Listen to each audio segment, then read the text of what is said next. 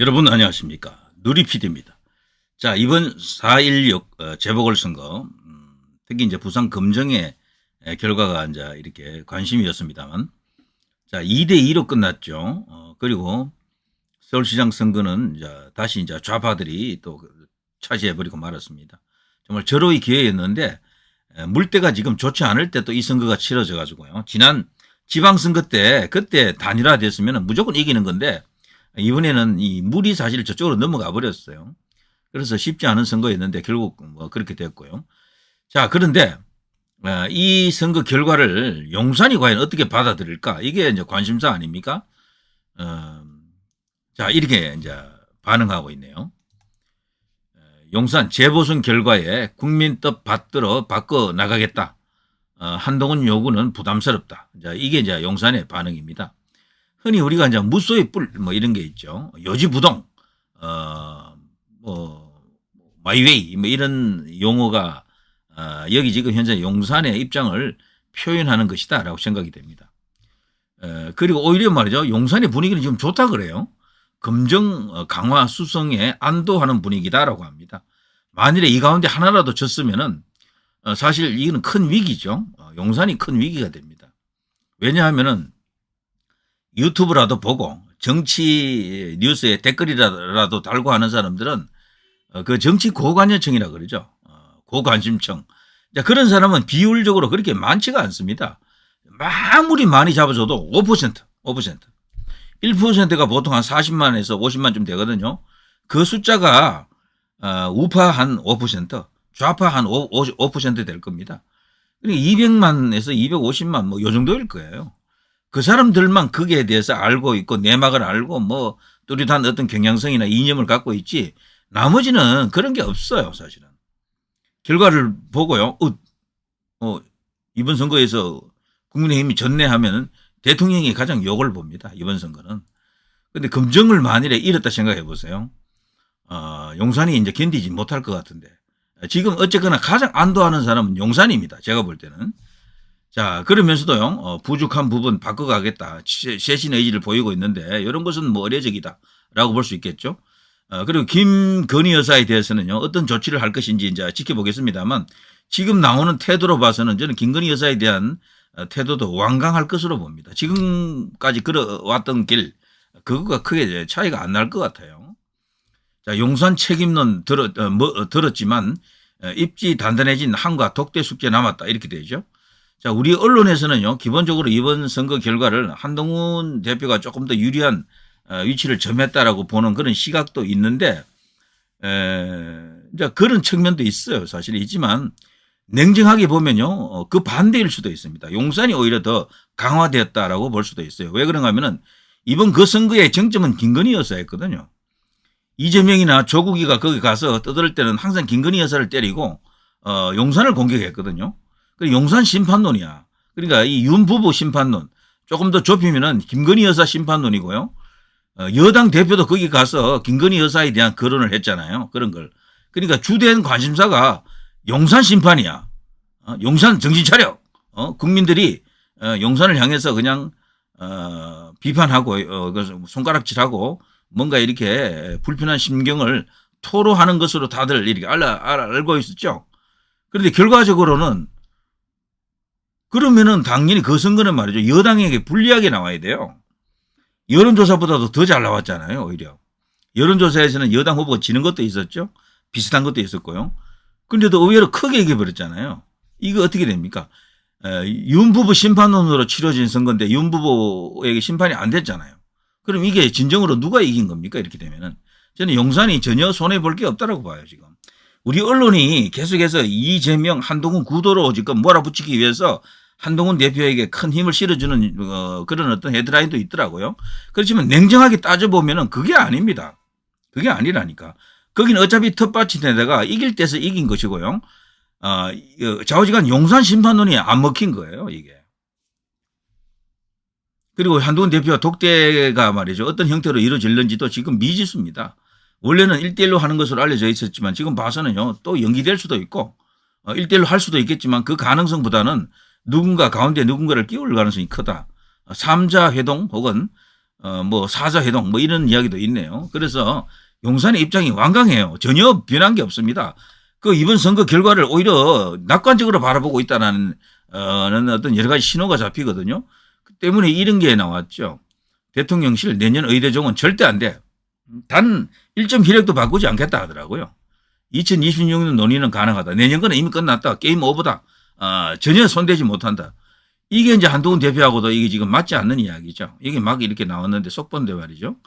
이게 용산의 자신감을 말하는 것이다. 혹은 용산의 뚝심 이런 것을 말해주는 것이다. 이번 선거 결과를 바라보는 용산의 입장이다. 태도다라고 볼 수가 있겠죠. 그러니까 이거는 또 한동훈 대표를 지지하는 사람들 입장에서는요. 이건 뭐야? 용산에 대해서 또 이렇게 불편한 심경을 또 노출할 수밖에 없겠는데 그렇지만 상황이 그렇습니다. 용산 심판론으로 치러진 선거에서 용산이 지금 진 게 없거든. 뭐 기본은 했다니까요. 어쨌거나. 자, 그래 된 겁니다. 사실 용산을 크게 때리려고 하면 검정이 날아갔으면 용산이 끝날 뻔했죠. 사실은. 한동훈 대표에게도 상당히 부담이 가겠죠. 두 사람 다 유턴을 맞을 겁니다. 그런데 이번에 이겨버렸기 때문에 그것도 큰 차이로 이겼기 때문에 용산도 살고 한동훈 대표도 그나마도 살았다라고 이제 볼 수가 있습니다. 그게 정답이에요. 지금 이제 우리 언론사 헤드라인을 쭉 보게 되면은 이런 어떤 중립적 헤드라인도 있어요. 성자 없는 11.6 재보선. 사실 성자가 없다 해도 과언이 아니지만 근데 어쨌거나 모든 선거가 특히 이제 이 부산 검정은 완전히 윤석열 심판론, 김건희 심판론으로 치러진 선거에서 이겼기 때문에 여당이 어떤 면에서는 용산이 승리자가 될 수도 있어요. 이거는. 그런데 이제 기본적으로 언론이 중립적 언론들은 국민의힘 민주당 2대2로 봅니다. 그리고 이쪽은 이재명, 이쪽은 한동훈 두 사람 간에 지금 구도가 만들어질 수도 있다. 이런 식으로 지금 몰아가는 거죠. 뭐 여기에 대한 설명이 필요합니까? 지금 우리나라 이제 차세대 주자, 차기 주자들을 이제 이렇게 여론조사 돌리면은 뭐 이재명, 한동훈 두 사람이 우뚝하잖아요. 근데 다만 1위, 2위가 너무도 차이가 나는 거죠. 보통 1위에 한 70%까지는 가야 되거든요. 근데 한동훈 대표는 지금 1위에 반도 안 돼. 1위에 한 40%? 뭐 그렇게 나오잖아요. 40% 혹은 50%야. 근데 이런 것은 진정한 라이벌을 보기가 힘들어요. 이렇게 되면 너무 차이가 난다니까. 때문에 지금 여당 안에서 여권 안에서 큰일 났다. 뭐 물론 선거는 아직 멀었지만 이대로 가게 되면은 정권이 넘어갈 수도 있다. 이런 어떤 위기의식을 갖습니까? 안 갖습니까? 갖는 게 당연한 거예요. 그러면 자연스럽게 이 내부에서 이재명에게 이길 선수가 한동훈 말고 없나 찾게 되는 겁니다. 이게 자연적인 어떤 그런 현상이다라고 봐야 돼요. 그런데 지금 아무리 둘러봐도 한동훈보다 더 나은 사람 혹은 한동훈을 대체할 사람이 당장 안 떠오르잖아요. 왜냐하면 여론조사 지지율에서 확인이 되어야 되는데 오시원, 홍준표 등등에서 다 검은 것만 하거든. 다자구도에서는 한동훈 대표보다 훨씬 낮은 지지율이 나온다고요. 그래서 지금 깔끔한 상태죠. 그러니까 결국에는 답이 없습니다. 지금 이재명을 잡을 선수를 지금 발굴을 못한 거죠. 한동훈 대표가 그걸 할 수 있는 것으로 알았는데 이제 보니까 벌써 어떤 한계를 노출한 게 아닌가. 그리고 여당 전체를 하나로 묶는 데는 다소 한계가 있다. 엄청난 갈라치기를 하는 그런 어떤 효과만 났다. 그리고 부정적으로 보는 사람들도 굉장히 많아요. 요즘 그래서 TK 쪽에서 계속 지지율이 빠지잖아요. 부울경에서도 빠지고 있어 지지율이. 특히 이재명하고 1대1 대결 붙여보면은 그런 지역에서 다 지잖아요. 저도 크게 진다니까. 다자구도에서도 그 부울경 TK에서 1위를 못하니까 이건 말도 안 거죠. 이렇게 되면은. 역대 보수 이게 1위 주자가 저쪽 좌파 진영의 1위 주자에게 TK에서 진 적이 없어요. 근데 한동훈 대표가 벌써 이렇게 되면은 야, 이거 법여권을 하나로 이렇게 묶을 수 있는 힘이 과연 한동훈에게 있는가라고 의심할 수밖에 없잖아요. 이게 당연한 거라니까. 무조건 실드 치고 뭐 잘한다 최고다 한동훈밖에 없다. 이거는 틀린 이야기예요. 지금 이렇게 되면 당연히 플랜 B를 찾든 뭐 대체 카드를 어쨌거나 있든 없든 찾아보려고 하는 노력을 해야 되고요. 없다면은 처음부터 다시 시작해야 돼요. 다시. 한동훈 대표가 1위로 확보되어 있는 그 상태로 계속 밀어붙이면 안 된다니까요. 특별히 더 나아질 수 있는 환경도 지금 만들어지지 않아. 이렇게 되면은 용산하고는 뭐 이제 구말리 이제 이렇게 떨어져 있죠. 그러니까 여당 전체를 하나로 못 묶는다니까요. 한동훈으로서는 이걸 다시 이제 묶어내려고 그러면은 처음부터 다시 해야 돼요. 다시. 모든 사람이 0에서 다시 시작하는 거야. 그냥. 여기서 이제 진짜 살아나는 사람이 누군지를 봐야 돼요. 그게 한동훈이면 한동훈으로 가는 겁니다. 그게 한동훈이 아니고 다른 사람이면 그 사람에게 가야 돼요. 지금은 이런 식으로 이길 수 있는 사람 찾아야 되는 것이 맞고, 그리고 한동훈 대표 자체가 말이죠. 갖고 있는 여러 가지 정체성이 기대했던 것보다는 다르다라고 생각합니다. 그리고 지금 풀어야 될 숙제 과제들이 많습니다. 윤석열 대통령만 해도 엄청난 어떤 원죄를 갖고 있잖아요. 한동훈 대표도 똑같거든. 검사 출신인데다가 박근혜 대통령, 이명박 대통령하고 뭐 어마어마한 어떤 과거의 악연이 있잖아요. 그거 하나도 풀지 못했어. 대통령은 그래도 풀려고 노력했죠. 상당히 좀 푸른 것 같은데 한동훈 대표는 하나도 풀린 게 없어요. 풀려고 노력도 안 했고. 거기다가 여러 가지 어떤 이념 정체성이 들어가게 되면은 자연스럽게 시끄러울 수밖에 없습니다. 하나는 묶을 수가 없어요. 그리고 또 미래 비전에 대해서도 뭐 드러나 있는 것도 아무것도 없고. 그리고 지금 보여준 게 아무것도 없는 거야. 누구 말처럼요. 비판하는 사람들 이야기 들어보면은 가서 그냥 그 사람 저기 지지자들하고 모여가지고 뭐 하는 게 뭡니까 도대체. 응? 뭐 비전이 있는 연설을 하는 것도 아니고 연설도 잘하는 스타일도 아니에요 보니까. 뭐 그냥 샬까 찍고 뭐 그냥 뭐 이런 거야 그냥 전부. 그러니 소위 여권 안에서 보수 안에서 우파 안에서 비판을 안 할 수가 없다니까요. 전체를 하나로 묶지도 못해. 대통령을 쓸 것도 못해. 아니면 대통령을 이기는 것도 아니고. 그리고 이게 이제 소위 이제 범보수 범우파를 계속해서 여권을 그냥 쪼개고 있는 거죠. 큰 어떤 분열이 일어나고 있는 겁니다. 이런 상태를 걱정하지 않는 사람이 없겠죠.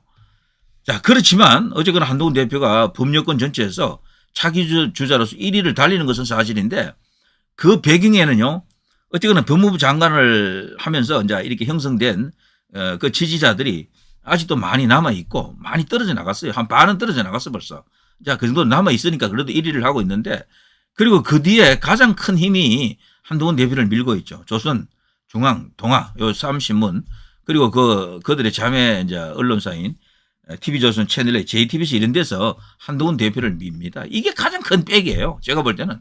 이거 이상 가는 백이 없는 거야. 우파에서 사실 현 보수 여권에서 가장 큰 백은 그 조중동이거든요. 그게 지금 다른 대안이 없다 보니까 한동훈 대표를 밀고 그리고 이해관계가 딱 맞아 떨어지는 거거든. 이 조중동은 사실 박근혜 대통령 탄핵의 원죄를 안고 있는 그 집단들입니다. 그 언론사들이잖아요. 채널A, TV조선 다, JTBC 다. 근데 거기에서 한동훈하고 입장이 딱 맞아 떨어지는 거야. 기가 막히게 딱 맞아 떨어졌다.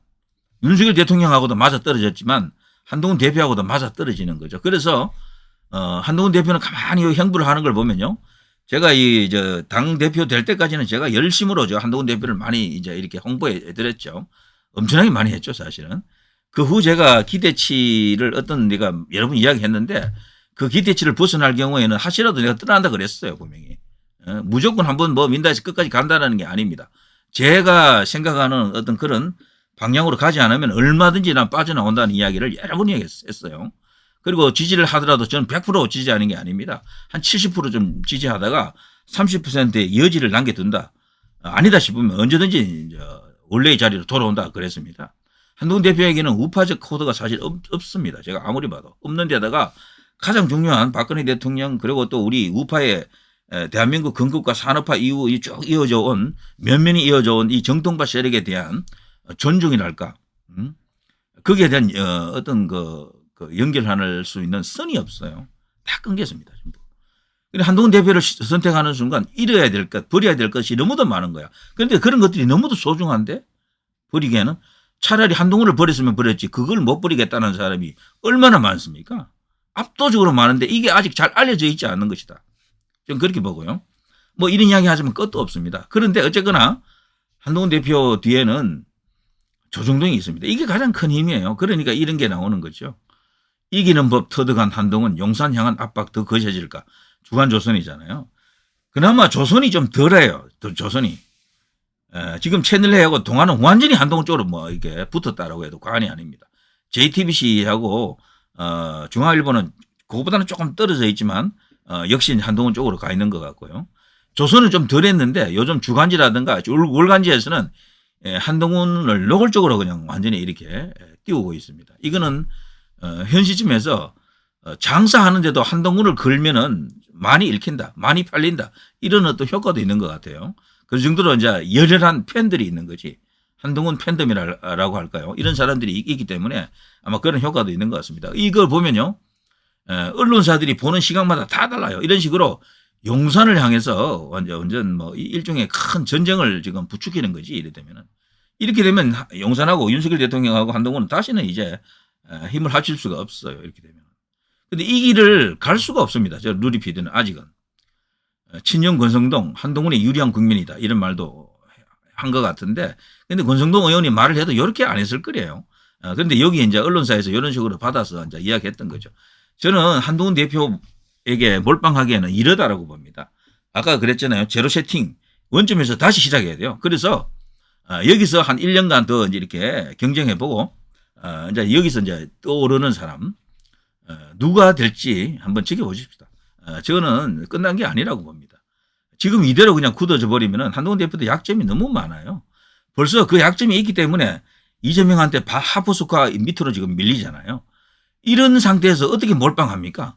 어쨌거나 조금 더 기다려봐야 된다. 기회를 갖지 못한 사람들도 몇몇 있고 그 사람들에게도 한동훈 같은 이런 압도적인 어떤 지원을 받는다 그러면 지지율이 많이 올라오겠죠. 근데 그 사람들은 지금 아직 본게임에 지금 출전을 안 했어요. 움직이고 난 뒤에 이제 봐야 됩니다. 그리고 무엇보다도 중요한 것은 국가에 정말 꼭 필요한 인재가 누구냐라는 거죠. 그리고 그러자면은 자연스럽게 원대한 포부라든가 비전 이런 것들이 드러나야 되는데 한동훈 대표는 아직 그런 것을 이야기한 적도 없고 아직 내공이 아직 그런 게 만들어지지 않았다라고 생각이 돼요. 공부를 좀 더 많이 해야 됩니다, 사실. 자, 그런 속에서 이제 과연 어떻게 정치력까지 이제 만들어지는지를 봐야 됩니다. 지금은 신중하게 멀리 떨어져서 사람 하나 띄울 때가 아니고 전체 숲이 어떻게 움직이는지를 봐야 된다. 전체 숲이.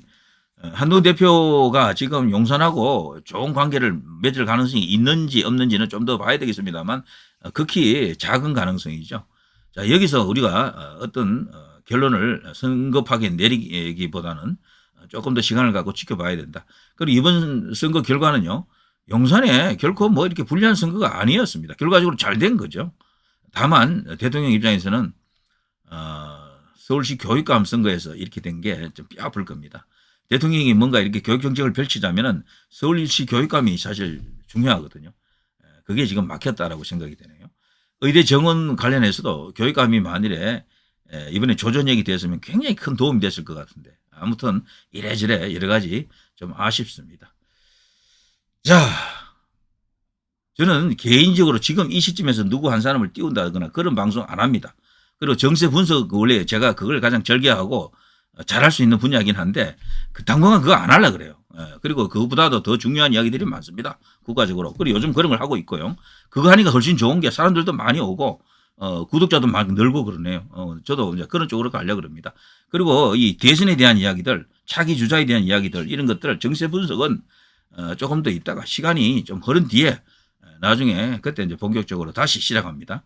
지금은 저는 제 개인적으로는 모든 것은 원점에서 다시 시작한다. 이런 생각입니다. 이재명 잡을 선수가 누구냐? 이재명이 만일에 사법 처리가 된다면 또 별개의 문제인데 어쨌거나 정권을 연장할 수 있고 차기 이제 지방선거, 대선 그리고 그 후에 총선까지 견인할 수 있는 진정한 우파 리더가 누구냐? 보수 리더가 누구냐? 여권을 전체적으로 하나로 묶어낼 그야말로 이제 통큰 정치인이 누가 되느냐? 자, 이거는 저는 시간을 갖고 이제 지켜보고 있습니다. 자, 누리 PD 김준희였습니다.